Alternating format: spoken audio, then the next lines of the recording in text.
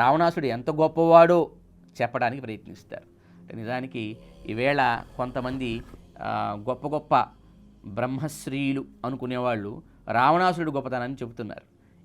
ఈ కల్చర్ మనకి గతంలో సినిమాల్లో కూడా చూపించారు. సినిమాల దగ్గర నుంచి ఈ భావం వచ్చింది.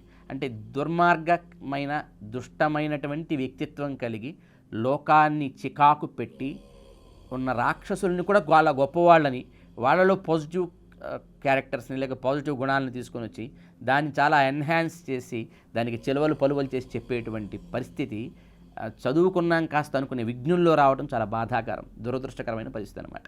ఇది చూసినప్పుడల్లా మనకు అనిపిస్తుంది, మొత్తం సుందరకాండలో రావణాసురుణ్ణి సుమారు ఒక 14 సార్ల నుంచి 16 సార్లు, సీతమ్మ కొన్నిసార్లు, హనుమ కొన్నిసార్లు, న్యూట్రల్గా వాల్మీకి భగవానుడు కొన్నిసార్లు దుర్మార్గుడు రావణాసురుడు, దురాత్ముడు రావణాసురుడు, నీచుడు రావణాసురుడు అని చెప్తాడు.